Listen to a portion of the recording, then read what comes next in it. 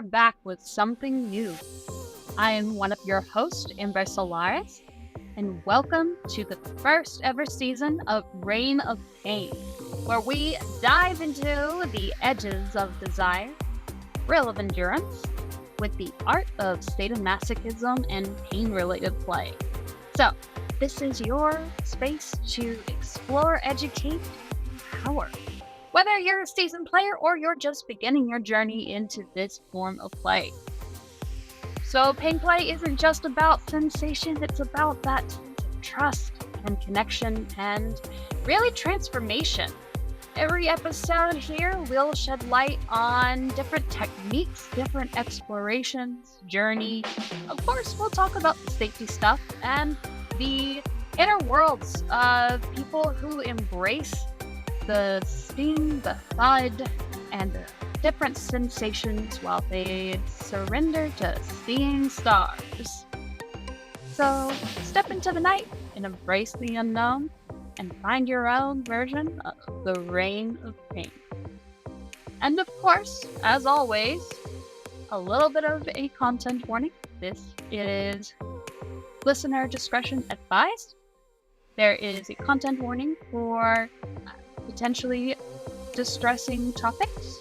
We will be discussing a multitude of adult-only topics here, and so you are encouraged to consider your own capacity before continuing.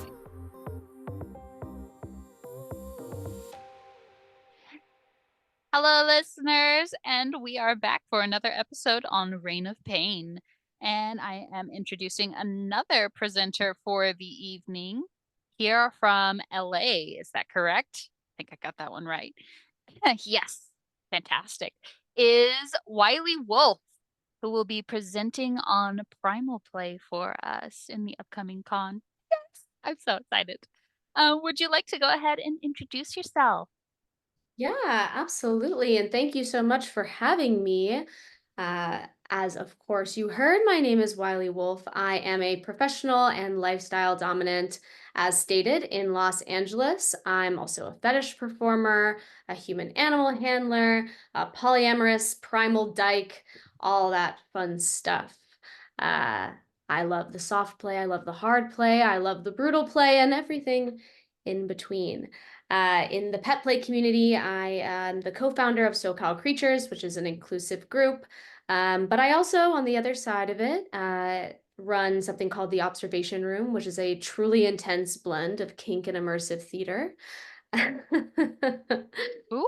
Yeah, it's wonderful. It's a lot of fun. I love the immersive. I love to tell a story and hurt you while I do it. I'm a big role play slut too. I also identify as gay and genderqueer, so on top of causing all kinds of sensations, I love to gender fuck your mind and gender fuck myself. Hey, I like it. I like it. I have a play partner, Lilith, who would absolutely fucking love this. We'll probably have all the questions for you. Absolute theater nerd. Um, so You that know, sounds Venn fantastic. diagram of kinky people and theater people is indeed a circle, so that makes sense. It is for sure. Yeah, I'm more of a theater appreciation nerd myself than a theater performer nerd. So Well, we yeah. need both, of course. This is true. This is true. I'm voyeur, not exhibitionist. We need that. This is true. This is true. I'm like, I will watch all day. I don't like being watched. It just gives me like, yeah, no. All right, so you will be presenting on Primal Play for us for Reign of Pain. So you have been presenting for quite a while and have quite the reputation in the Primal Play community for your presentations, classes, even your Discord group, and all of your events related to Primal Play. Um, you mind telling us a little bit about how you got involved in Kink, how you got involved in Primal Play specifically, and what your journey like has looked like there? Yeah, sure. First of all, that's very flattering. Thank you so much. The Discord that's being mentioned is related to Instinct, which is a sort of fledgling operation that's on a small hiatus right now, but will probably continue again later in 2025. And that was a virtual primal support group that was happening. And again, we'll probably come back sometime in 2025. So keep an eye out for that. It's really quite wonderful and has brought people together in a fun way. As far as how I got into kink, um, interestingly, it was from videos of fire play.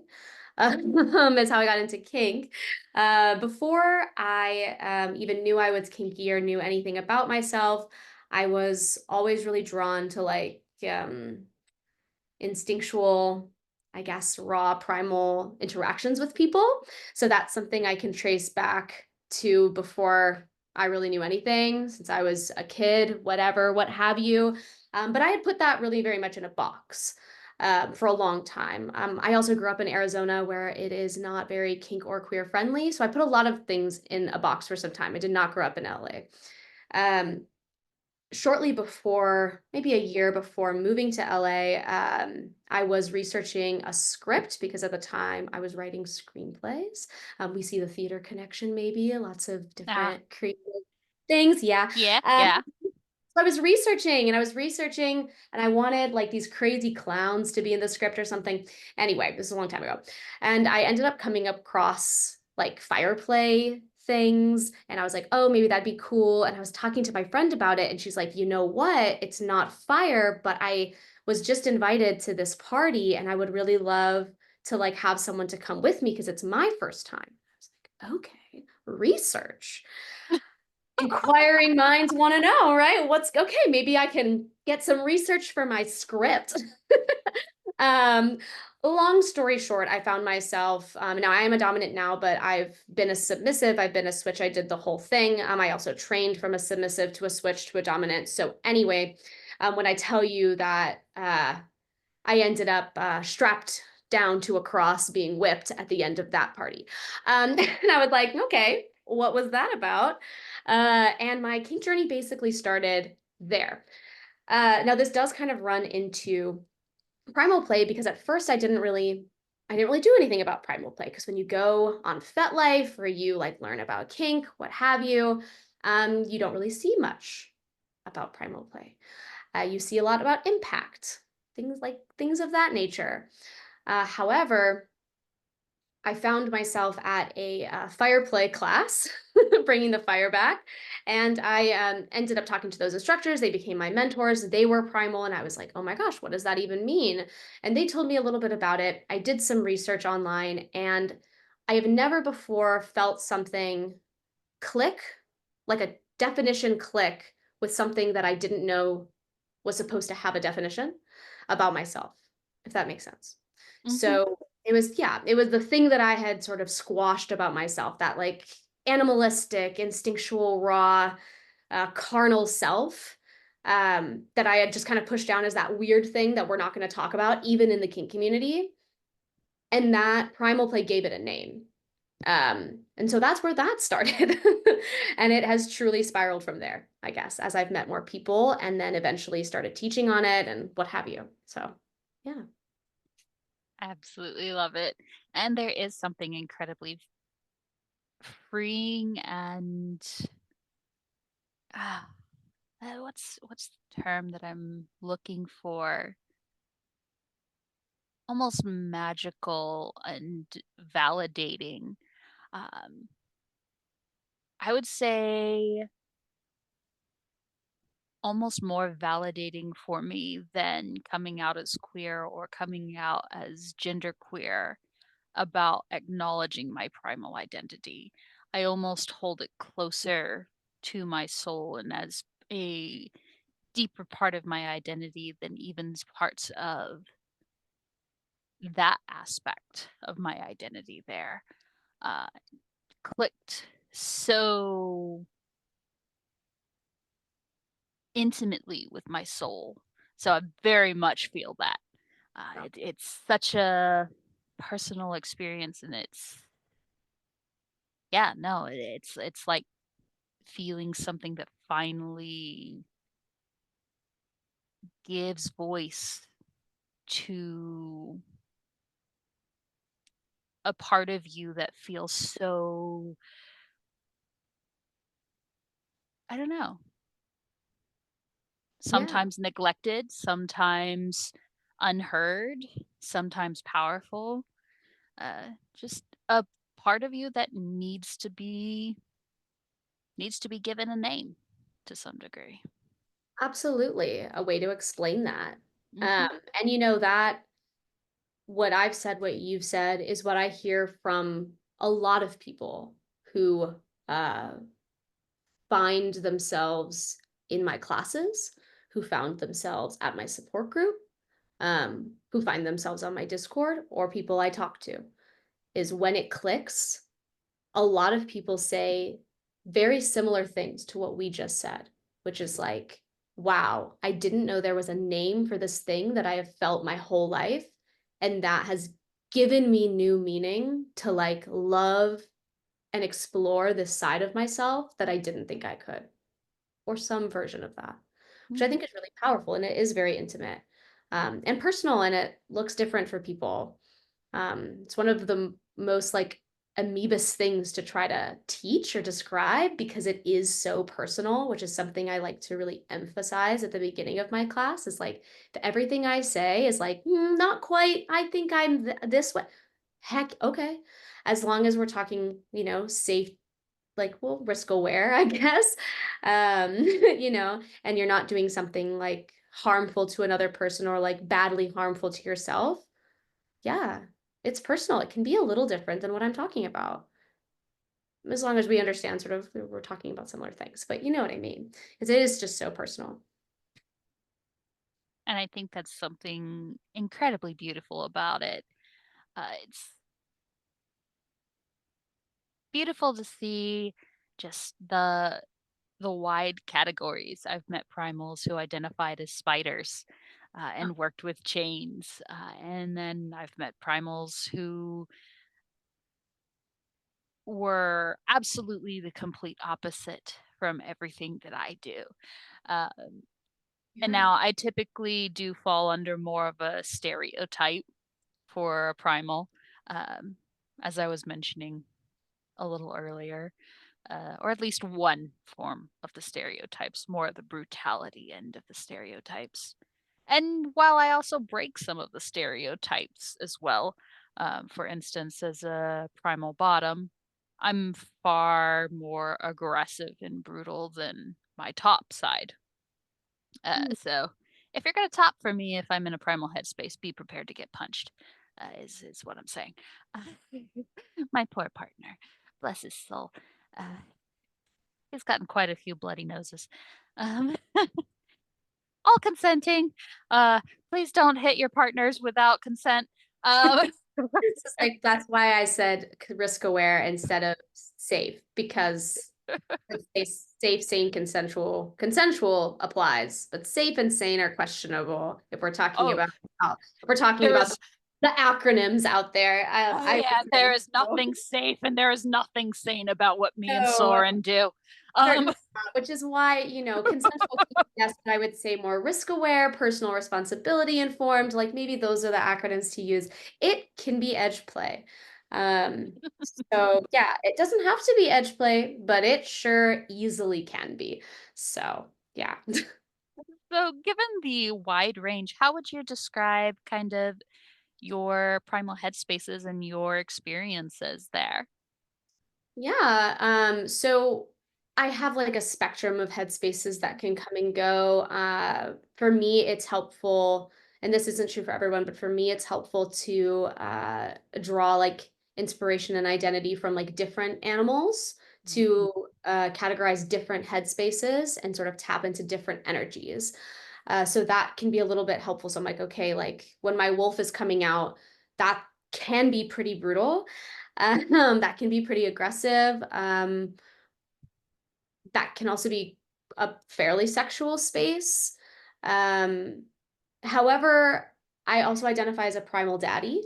Mhm. So the dynamic that I have with my nesting partner is both the aggressive sexual, but also is kind of like think about like a big wolf caring for like a little girl.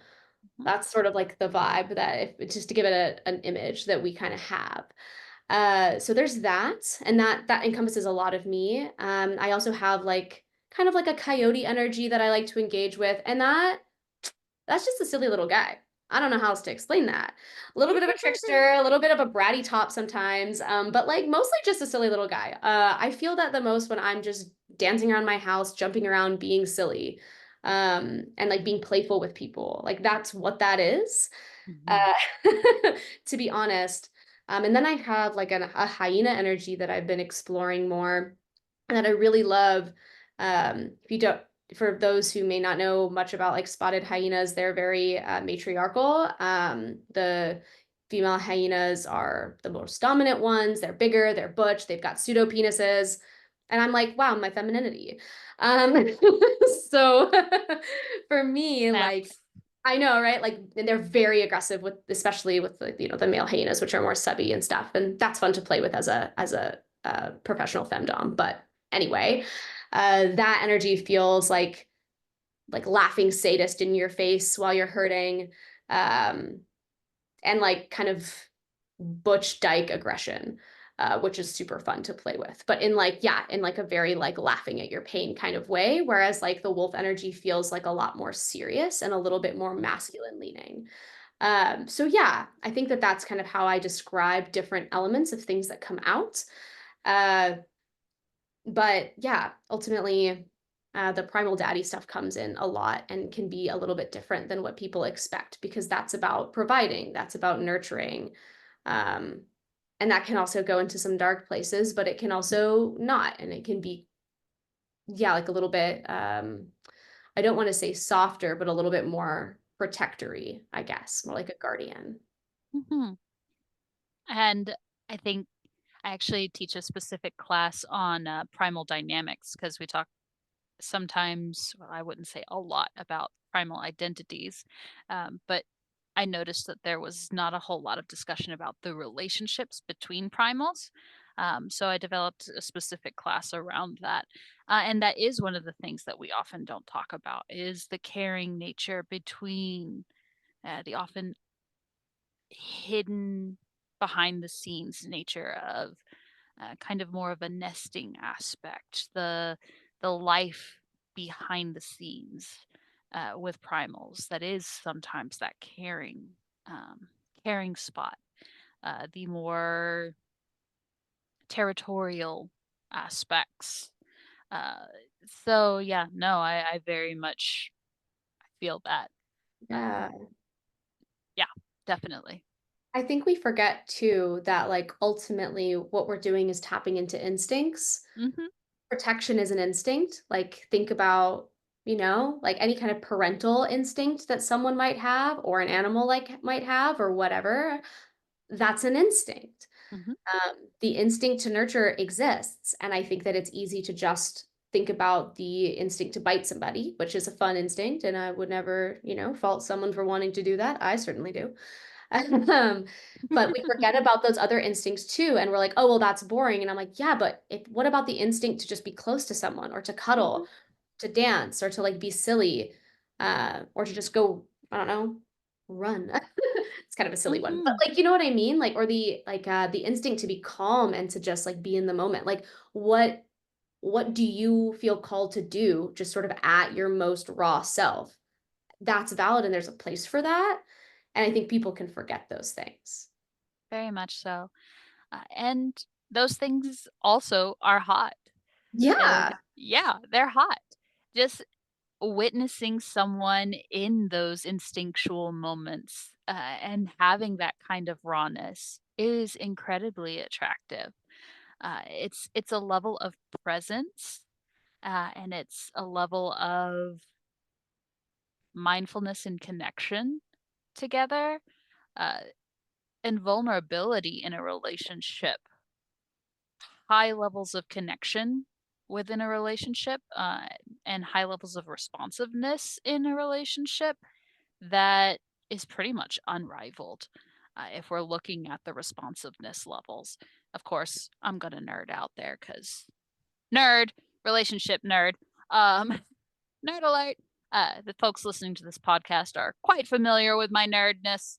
Uh, but it really is true. And I think that's one of the best things about being primal and being in those headspaces when it's there and everything is stripped away, about being able to connect with someone there in whatever capacity it's in.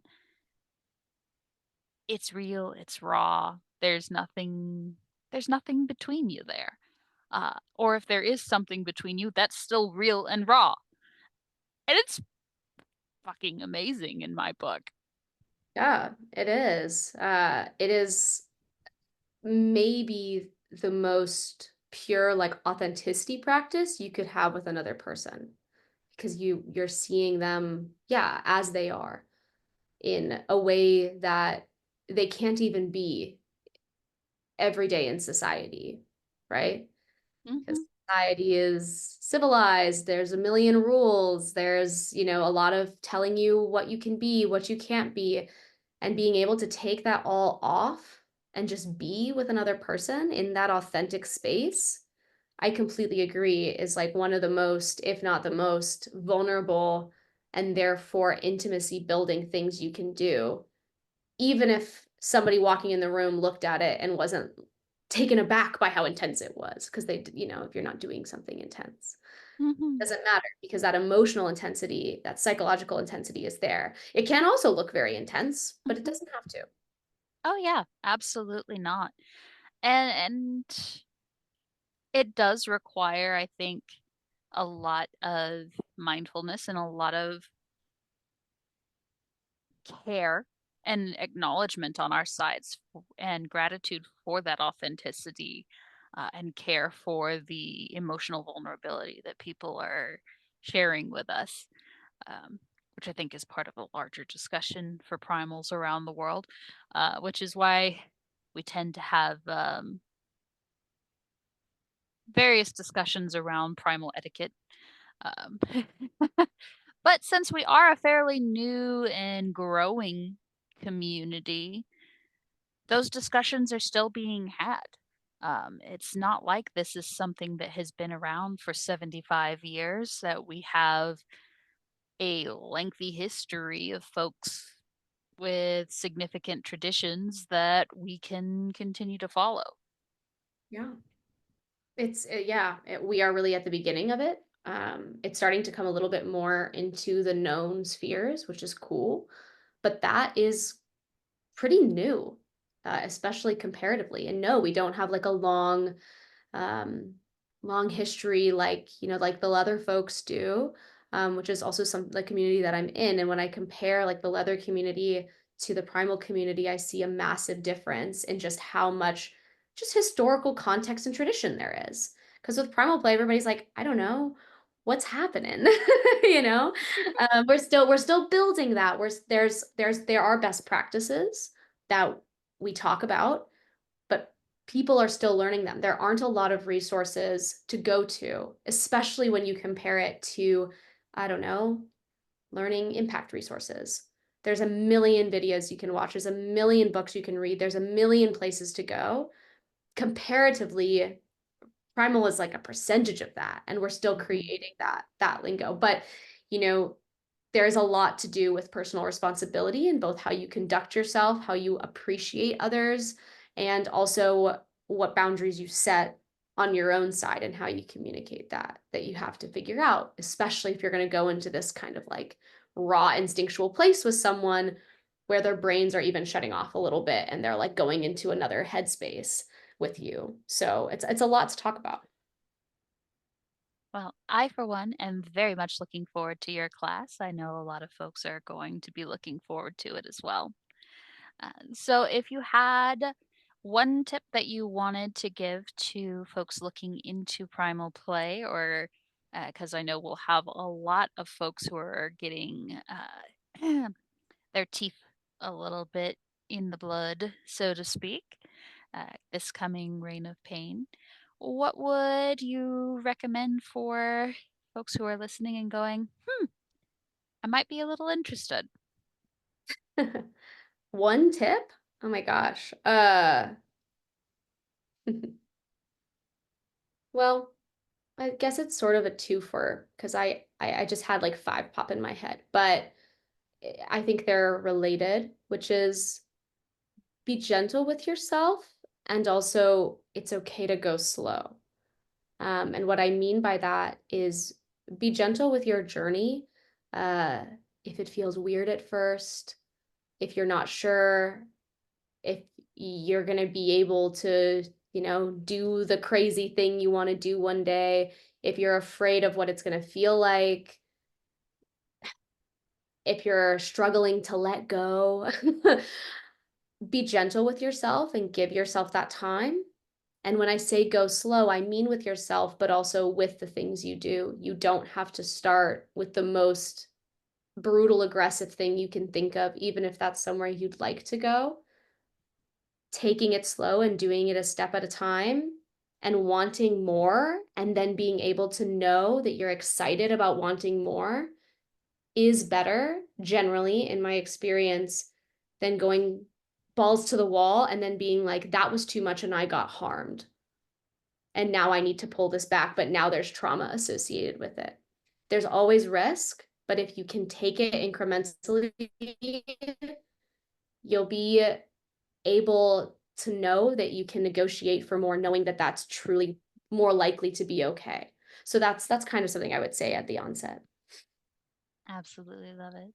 Well, thank you so very much for joining us today. If folks wanted to take a look at some of your work and or maybe take a look at possibly scheduling a session or two with you, where might they find you?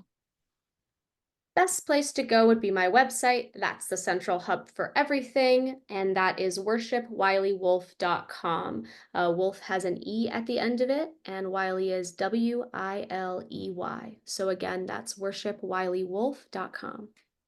Amazing. Well, thank you so much for tuning in today, listeners, and we will catch you on the flip side.